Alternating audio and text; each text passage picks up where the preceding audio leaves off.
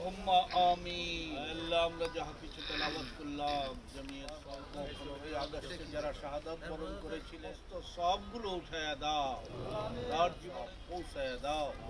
খাস করে আল্লাহ দিও এই কবরের সাথে রাসূলের রওজা, লা ইলাহা ইল্লাল্লাহু মুহাম্মাদুর রাসূলুল্লাহ।